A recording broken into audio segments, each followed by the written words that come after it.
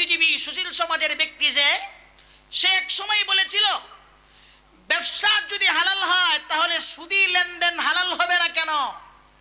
ব্যবসা বাণিজ্যের ভিতরে মালের বিনিয়োগ থাকে, সেখানেও মালের আদান প্রদান থাকে, মুনাফা থাকে।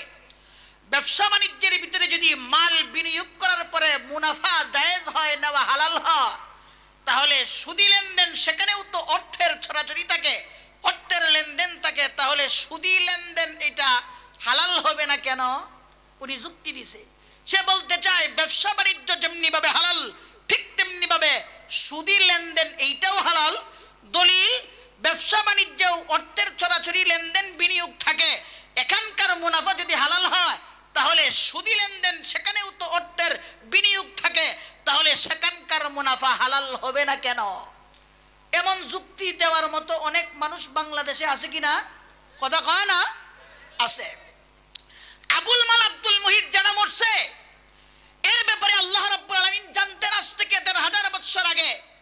এই খবিস সে আল্লাহর আয়াতের ব্যাপারে বিরূপ মন্তব্য করবে, এটা আল্লাহ আগের থেকেই জানতেন।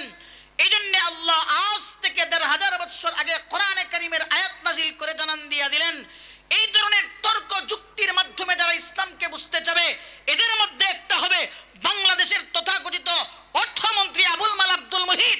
এ বলবে এই জন্য আগাম সমাধান আমি আল্লাহ কোরআনে হাকিমের ভিতরে দিয়া আয়াত নাজিল করে দিলাম, আহাল্লাল্লাহুল বাইআ ওয়া হাররামার রিবা। তোমার বুঝে আসুক অথবা না আসুক, তোমার উপলব্ধিতে আসুক অথবা না আসুক, আমি আল্লাহ বলে দিয়েছি ইসলামে বেচা কিনা ব্যবসা বাণিজ্য হালাল। ব্যবসা বাণিজ্য হালাল হলে সুদি লেনদেন কখনোই হালাল হতে পারে না। কতক্ষণ ঠিক কিনা?